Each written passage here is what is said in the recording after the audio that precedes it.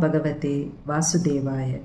Today, let's see Canto 1, Chapter 14 of Bhagavatham with the title The Disappearance of Lord Krishna.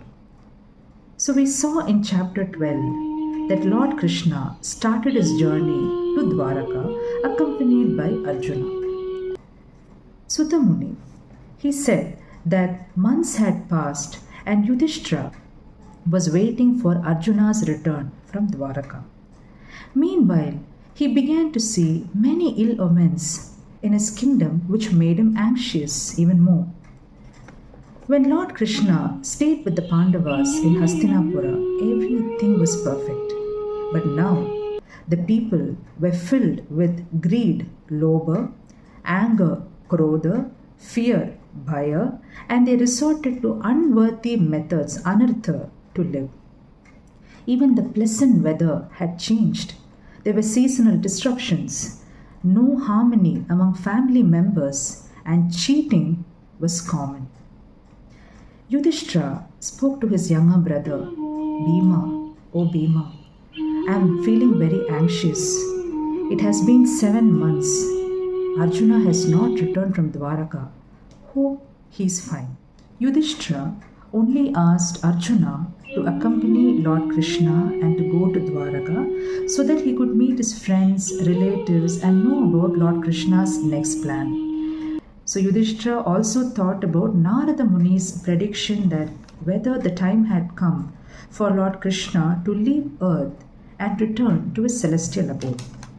So in the next verse, we can feel the true love and gratefulness which Yudhishthira had towards Lord Krishna, where he mentioned to Bhima that everything we are enjoying right now, Bhima, the kingly opulence, the good wives, the good children, the control over our enemies, the richness, everything is because of Lord Krishna's grace and mercy.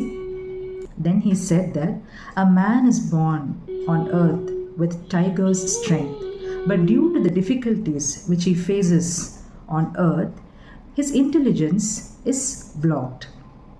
Yudhishthira was a very religious person, and he began to feel and see many ill omens, like the left side of his body was shaking and his heart was palpitating due to a constant fear in his mind, and he felt that all these ill omens indicated that some terrible news is going to come. The she-jackal cried at the rising sun and vomited fire. The dogs were barking at him fearlessly. The sounds made by the owl and the crows made him tremble. The sky seemed to be filled with smoke, and they could hear thunder from cloudless skies. The winds were blowing violently. There was darkness everywhere, and the rains were disastrous. People were confused and they were weeping, filled with anxiety. The calves were not drinking milk. The cows were not giving milk, and they were crying. The deities in the temple appeared to be crying, and they looked like they're ready to leave. The villages, towns, cities, and gardens, the once beautiful Hastinapura, no longer existed. Everything had lost its beauty. So Yudhishthira was very sure that he was going to hear something terrible. Yudhishthira was in deep thought when Arjuna returned from Dwaraka looking devastated. He looked pale, and with tears in his eyes, he took blessings from Yudhishthira. Immediately, Yudhishthira thought about Narada Muni's prediction that Lord Krishna was about to leave earth and return to his celestial abode. So immediately, Yudhishthira asked Arjuna, "O my dear brother Arjuna, how are our friends and relatives? Are they happy in Dwaraka? How is our grandfather Surasena, uncle Vasudeva, his brothers, Devaki, Balarama, Pradyumna, Aniruddha, and how is our beloved Lord Krishna, who is the protector of all? How is he? Is your health all right, Arjuna, because you look pale? Did someone disrespect you because you stayed in Dwaraka for a very long period?